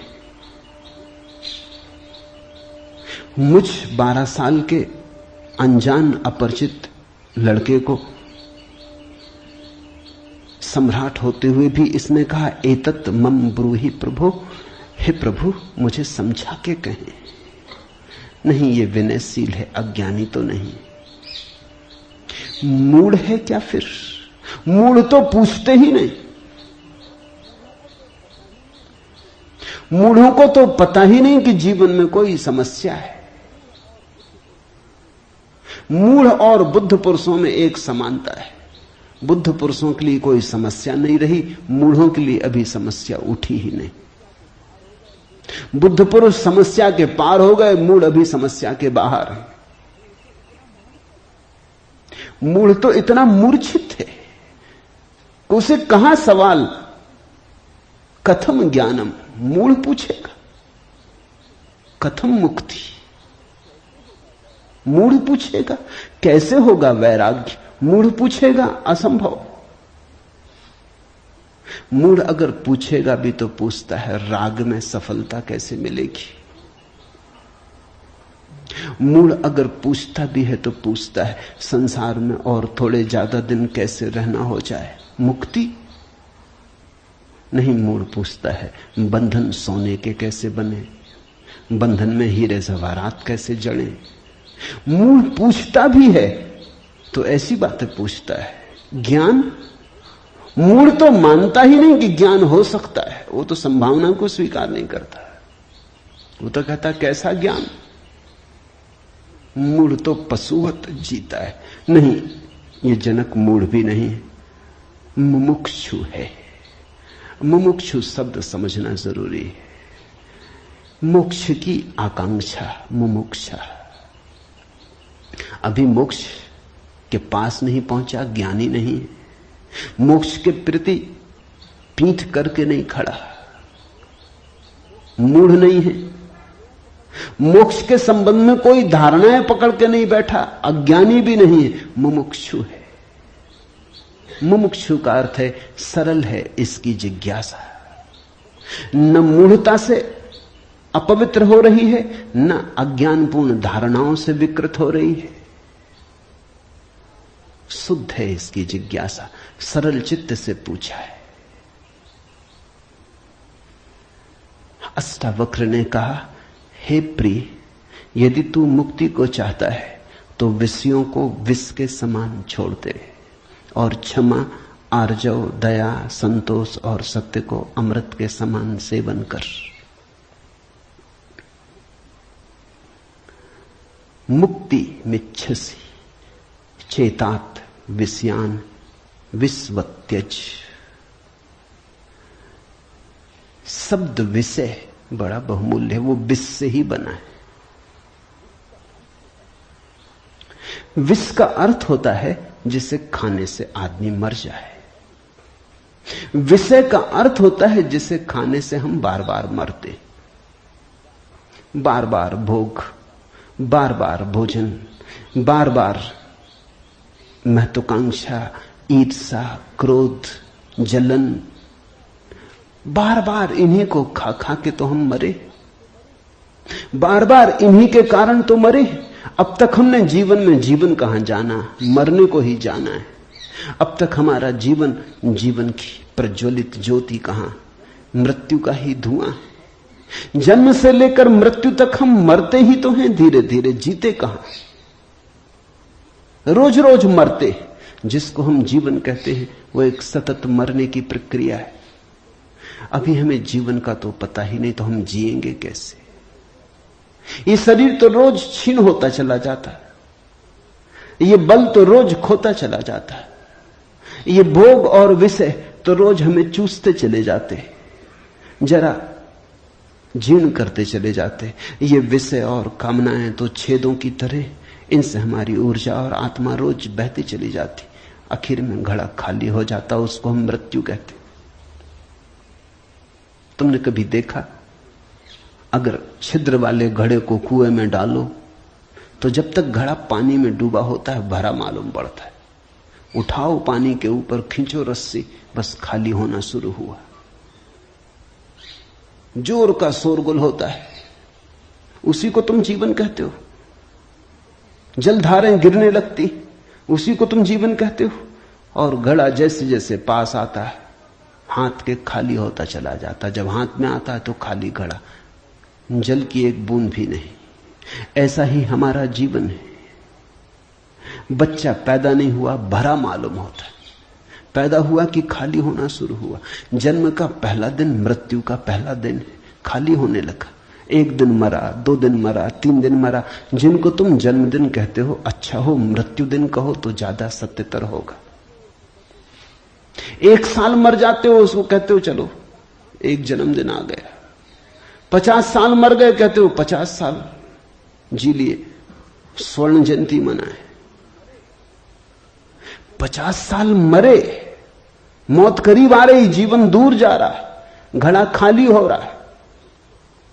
जो दूर जा रहा है उसके आधार पर तुम जीवन को सोचते हो, या जो पास आ रहा है उसके आधार पर? यह कैसा उल्टा गणित। हम रोज मर रहे हैं, मौत करीब सरकती आती।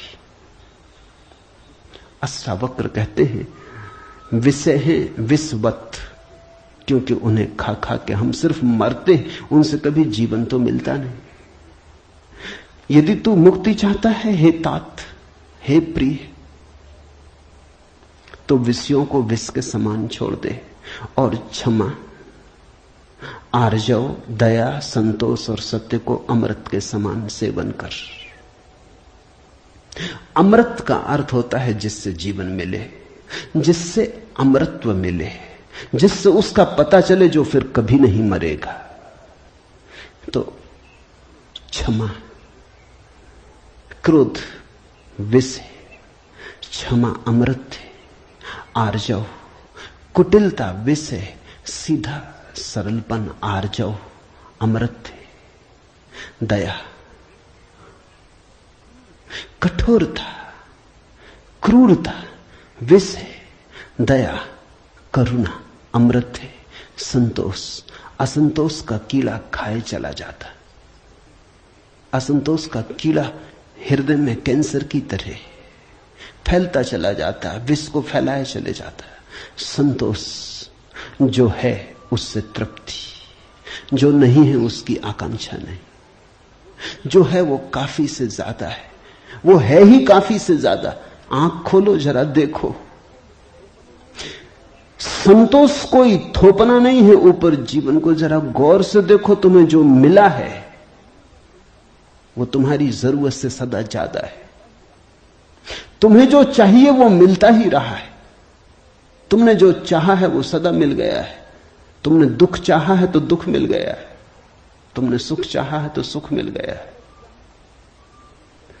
तुमने गलत चाहा तो गलत मिल गया है। तुम्हारी चाह ने तुम्हारे जीवन को रचा है। चाह बीज है, फिर जीवन उसकी फसल है।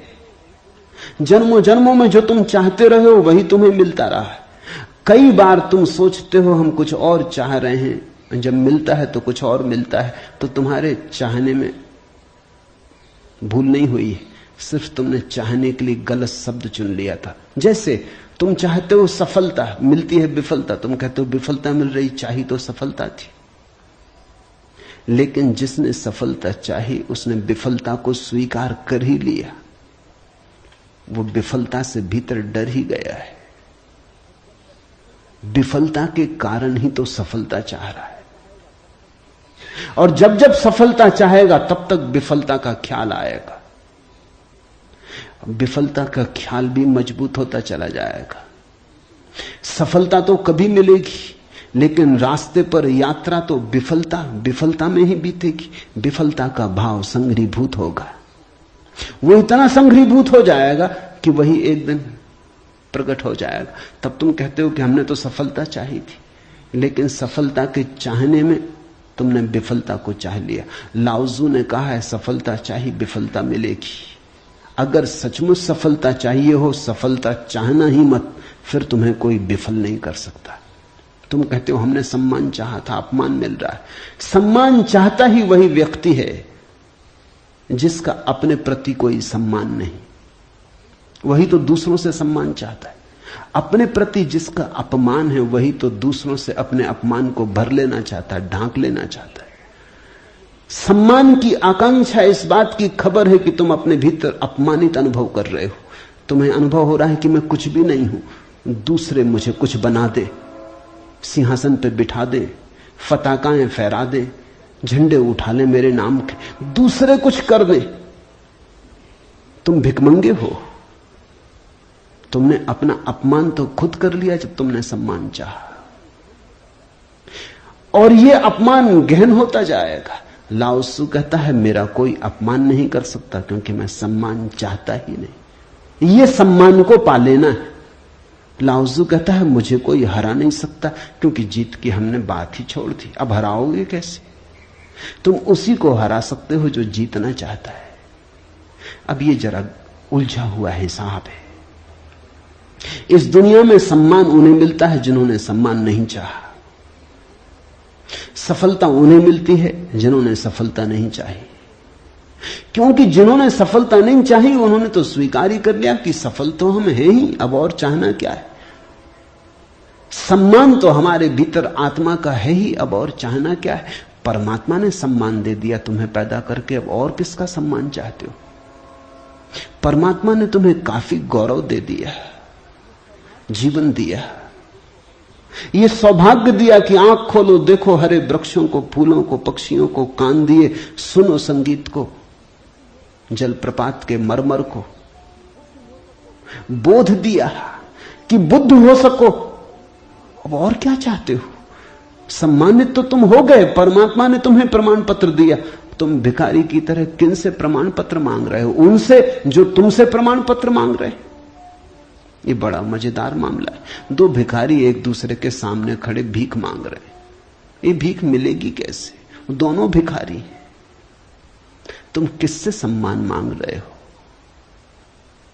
किसके सामने खड़े हो?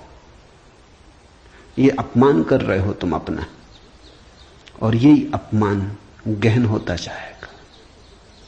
संतोष का अर्थ होता है देखो जो तुम्हारे पास है, देखो जरा आंख खोल के जो तुम्हें मिला ही है। ये अष्टावक्र की बड़ी बहुमूल्य कुंजी है, ये धीरे धीरे तुम्हें साफ होगी। अष्टावक्र की दृष्टि बड़ी क्रांतिकारी है, बड़ी अनूठी, जड़ मूल से क्रांति की है। संतोष और सत्य को अमृत के समान सेवन कर, क्योंकि असत्य के साथ जो जिएगा वो असत्य होता चला जाएगा। जो असत्य को बोलेगा, असत्य को जिएगा, स्वभावतः असत्य से घिरता चला जाएगा। उसके जीवन से संबंध विच्छिन्न हो जाएंगे, जड़ें टूट जाएंगी। परमात्मा में जड़ें चाहते हो तो सत्य के द्वारा ही वे जड़ें हो सकती हैं। प्रामाणिकता और सत्य के द्वारा ही तुम परमात्मा से जुड़ सकते हो। परमात्मा से टूटना है तो असत्य का धुआं पैदा करो, असत्य के बादल अपने पास बनाओ। जितने तुम असत्य होते चले जाओगे उतने परमात्मा से दूर होते चले जाओगे। तू न पृथ्वी है, न जल है, न वायु है, न आकाश है। मुक्ति के लिए आत्मा को, अपने को, इन सब का साक्षी चैतन्य जान। सीधी सीधी बातें, भूमिका भी नहीं। अभी 2 वचन नहीं बोले अष्टावक्र ने कि ध्यान आ गया, कि समाधि की बात आ गई। जानने वाले के पास समाधि के अतिरिक्त और कुछ जताने को है भी नहीं। वो 2 वचन भी बोले, क्योंकि एकदम से अगर समाधि की बात होगी तो शायद तुम चौंक ही जाओगे, समझ ही ना पाओगे। मगर 2 वचन और सीधी समाधि की बात आ गई। अष्टावक्र 7 कदम भी नहीं चलते, बुद्ध तो 7 कदम चले, 8वें कदम पे समाधि। अष्टावक्र तो पहला कदम ही समाधि का उठाते। तू न पृथ्वी है, न जल, न वायु, न आकाश। ऐसी प्रतीति में अपने को थिर कर। मुक्ति के लिए आत्मा को, अपने को, इन सब का साक्षी चैतन्य जान। साक्षी सूत्र है, इससे महत्वपूर्ण सूत्र और कोई भी नहीं। देखने वाले बनो, जो हो रहा है उसे होने दो, उसमें बाधा डालने की जरूरत नहीं। ये देह तो जल है, मिट्टी है, अग्नि है, आकाश। तुम इसके भीतर तो वो दिए हो जिसमें ये सब जल, अग्नि, मिट्टी, आकाश, वायु प्रकाशित हो रही। तुम दृष्टा हो। इस बात को गहन करो। साक्षिणाम चिद्रूपम आत्मानम विद्धि। ये इस जगत में सर्वाधिक बहुमूल्य सूत्र है। साक्षी बनो। इसी से होगा ज्ञान, इसी से होगा वैराग्य, इसी से होगी मुक्ति। प्रश्न 3 थे, उत्तर 1 है। यदि तू देह को अपने से अलग कर और चैतन्य में विश्राम कर स्थित है, तो तू अभी ही सुखी, शांत और बंध मुक्त हो जाएगा। इसलिए मैं कहता हूं यह जड़ मूल से क्रांति है। पतंजलि इतनी हिम्मत से नहीं कहते कि अभी ही। पतंजलि कहते हैं करो अभ्यास, यम नियम साधो, प्राणायाम, प्रत्याहार, आसन शुद्ध करो। जन्म जन्म लगेंगे तब सिद्धि है। महावीर कहते हैं 5 महाव्रत, और तब जन्म जन्म लगेंगे, तब होगी निर्जरा, तब कटेगा जाल कर्मों का। सुनो अष्टावक्र को। यदि देहम पृथकृत्य चित्ति विश्राम्य तिष्ठसि अधुनैव सुखी शांतो बंध मुक्तो भविष्यसि। अधुनैव, अभी, यहीं, इसी क्षण। यदि तू देह को अपने से अलग कर और चैतन्य में विश्राम कर स्थित है, अगर तूने एक बात देखनी शुरू कर दी कि देह मैं नहीं हूं, मैं करता और भोगता नहीं हूं, ये जो देखने वाला मेरे भीतर छिपा है, जो सब देखता है। बचपन था कभी तो बचपन देखा, फिर जवानी आई तो जवानी देखी, फिर बुढ़ापा आया तो बुढ़ापा देखा। बचपन नहीं रहा तो मैं बचपन तो नहीं हो सकता। आया और गया, मैं तो हूं। जवानी नहीं रही तो मैं जवानी तो नहीं हो सकता। आई और गई, मैं तो हूं। बुढ़ापा आया, जा रहा है, तो मैं बुढ़ापा नहीं हो सकता, क्योंकि जो आता है जाता है वो मैं कैसे हो सकता हूं। मैं तो सदा हूं। जिस पे बचपन आया, जिस पे जवानी आई, जिस पे बुढ़ापा आया, जिस पे 1000 चीजें आई और गई, मैं वही शाश्वत हूं। स्टेशनों की तरह बदलती रहती बचपन, जवानी, बुढ़ापा, जन्म, यात्री चलता जाता। तुम स्टेशन के साथ अपने को एक तो नहीं समझ लेते। पूना की स्टेशन पर तुम ऐसा तो नहीं समझ लेते कि मैं पूना हूं। फिर पहुंचे मनमाड़ तो ऐसा तो नहीं समझ लेते कि मैं मनमाड़ हूं। तुम जानते हो कि पूना आई गई, मनमाड़ आया गया। तुम तो यात्री हो, तुम तो दृष्टा हो जिसने पूना देखी, पूना आई, जिसने मनमाड़ देखा मनमाड़ आया। तुम तो देखने वाले हो। तो पहली बात, जो हो रहा है उसमें से देखने वाले को अलग कर लो, देह को अपने से अलग कर, और चैतन्य में विश्राम। और करने योग्य कुछ भी नहीं है। जैसे लाओत्सु का सूत्र है समर्पण, वैसे अष्टावक्र का सूत्र है विश्राम, रेस्ट। करने का कुछ भी नहीं है। मेरे पास लोग आते हैं, वो कहते हैं ध्यान कैसे करें। वो प्रश्न ही गलत पूछ रहे हैं। गलत पूछते हैं तो मैं उनको कहता हूं करो। क्या करोगे?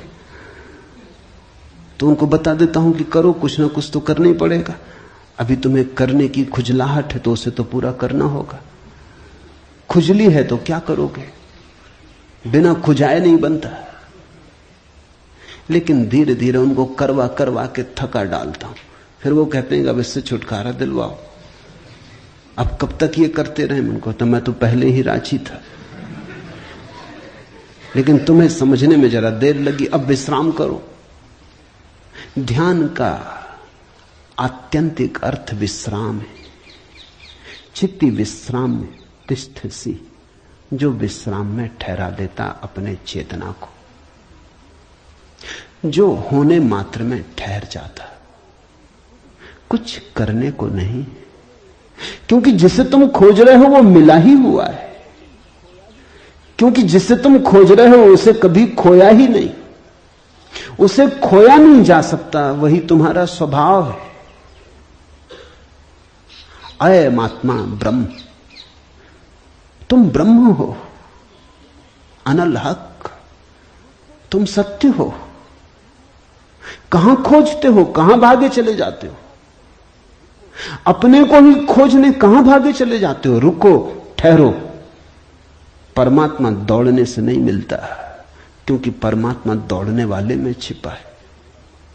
परमात्मा कुछ करने से नहीं मिलता, क्योंकि परमात्मा करने वाले में छिपा है। परमात्मा के होने के लिए कुछ करने की जरूरत ही नहीं, तुम हो ही। इसलिए अष्टावक्र कहते हैं चित्ती विश्राम में विश्राम करो, ढीले छोड़ो अपने को, ये तनाव छोड़ो। कहां जाते? कहीं जाने को नहीं, कहीं पहुंचने को नहीं। और चैतन्य में विश्राम, तो तू अभी ही इसी क्षण अधुनैव सुखी शांत और बंध मुक्त हो जाएगा। अनूठा है वचन, नहीं कोई और शास्त्र इसका मुकाबला करता है। तू ब्राह्मण आदि वर्ण नहीं, और न तू कोई आश्रम वाला है, और न आंख आदि इंद्रियों का विषय। असंग और निराकार तू सबका विश्व का साक्षी है, ऐसा जानकर सुखी हो। अब ब्राह्मण कैसे टीका लिखे? तू ब्राह्मण आदि वर्ण नहीं। अब हिंदू इस शास्त्र को कैसे सिर पे उठाएं? क्योंकि उनका तो सारा धर्म वर्ण और आश्रम पे खड़ा है। और ये तो पहले से ही अष्टावक्र जड़ काटने लगे। वो कहते हैं तू कोई ब्राह्मण नहीं है, न कोई शूद्र है, न कोई क्षत्रिय है। ये सब बकवास है, ये सब ऊपर के आरोपण है, ये सब राजनीति और समाज का खेल है। तू तो सिर्फ ब्रह्म है, ब्राह्मण नहीं, क्षत्रिय नहीं, शूद्र नहीं। तू ब्राह्मण आदि वर्ण नहीं, और न तू कोई आश्रम वाला है, और न तो यह है कि तू ब्रह्मचर्य आश्रम में है कि गृहस्थाश्रम में है कि वानप्रस्थ की संन्यास। कोई आश्रम वाला नहीं है। तू तो इन सारी स्थानों के भीतर से गुजरने वाला दृष्टा साक्षी। अष्टावक्र की गीता हिंदू दावा नहीं कर सकते हमारी। अष्टावक्र की गीता सबकी है। अगर अष्टावक्र के समय में मुसलमान होते, हिंदू होते, ईसाई होते, तो उन्होंने कहा होता न तू हिंदू है, न तू ईसाई है, न तू मुसलमान है।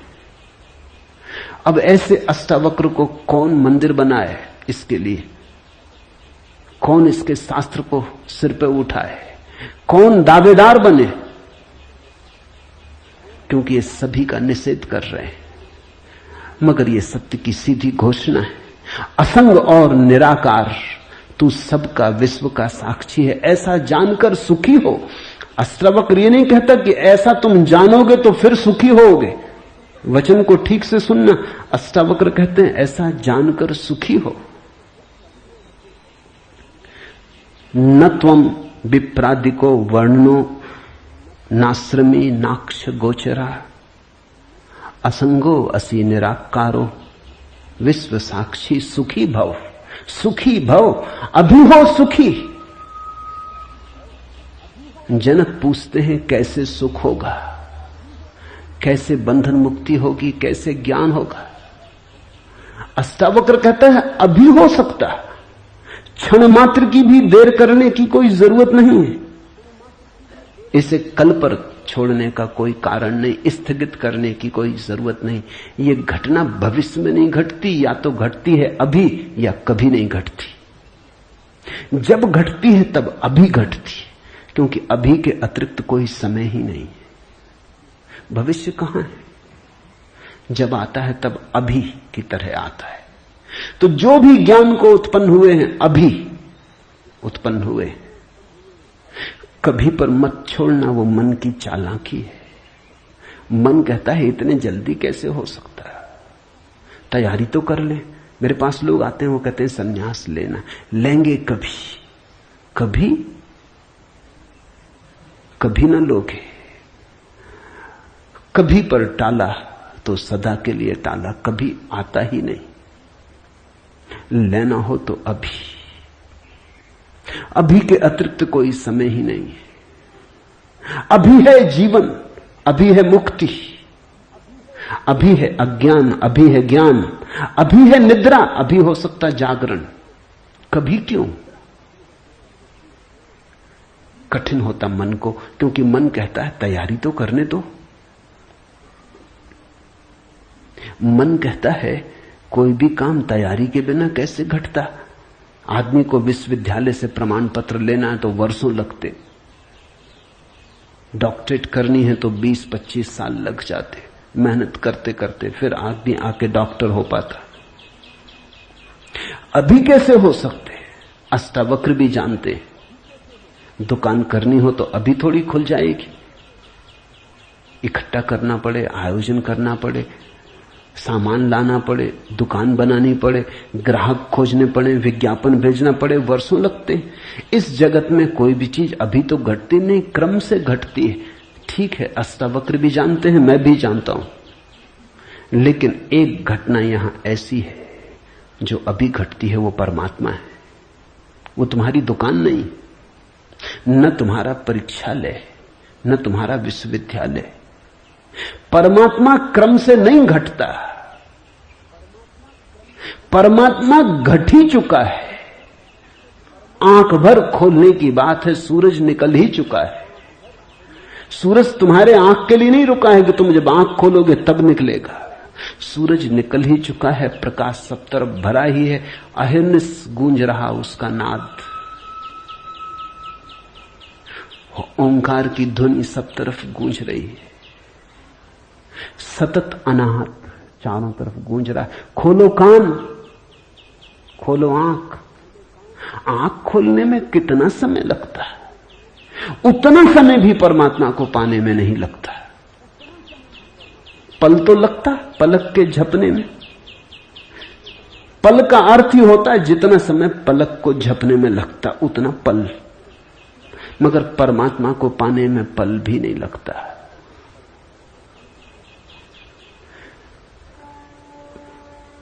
विश्व साक्षी असंगो वसी निराकारो सुखी भव।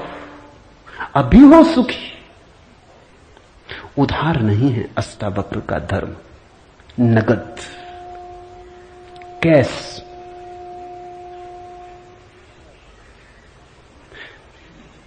हे व्यापक, धर्म और अधर्म, सुख और दुख मन के। धर्म और अधर्म, सुख और दुख मन के, तेरे लिए नहीं। तू न करता है न भोगता है, तू तो सर्वदा मुक्ति ही है। मुक्ति हमारा स्वभाव है, ज्ञान हमारा स्वभाव है, परमात्मा हमारा होने का ढंग है, हमारा केंद्र है, हमारे जीवन की श्वास है, हमारा होना है।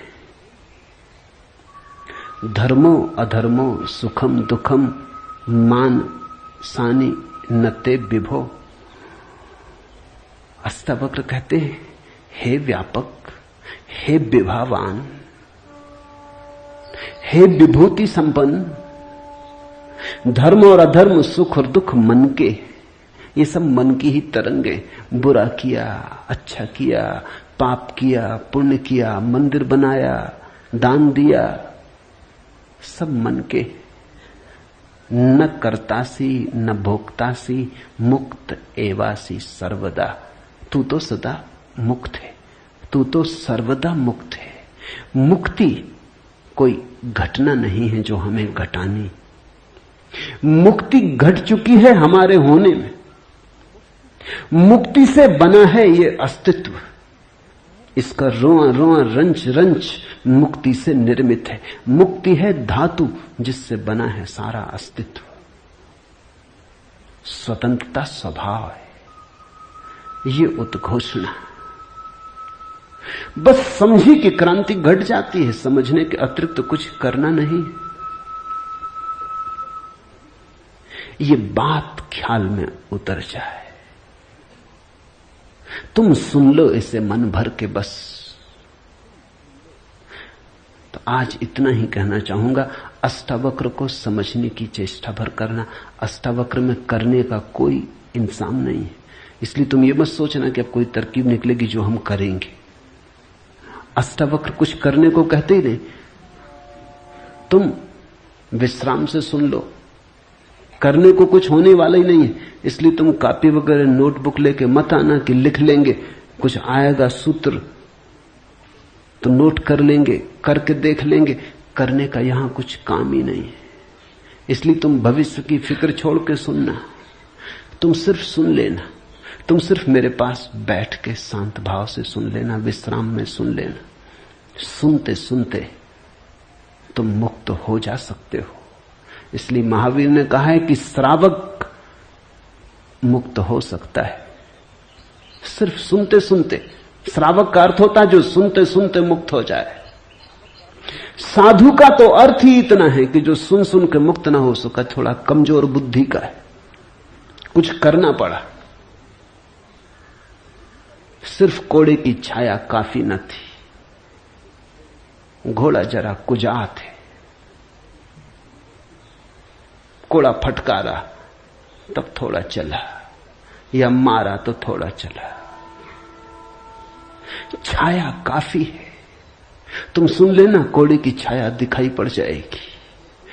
तो अष्टावक्र के साथ एक बात स्मरण रखना, कुछ करने को नहीं है, इसलिए तुम आनंद भाव से सुन सकते हो। इसमें से कुछ निकालना नहीं है कि फिर करके देखेंगे। जो घटेगा वो सुनने में घटेगा।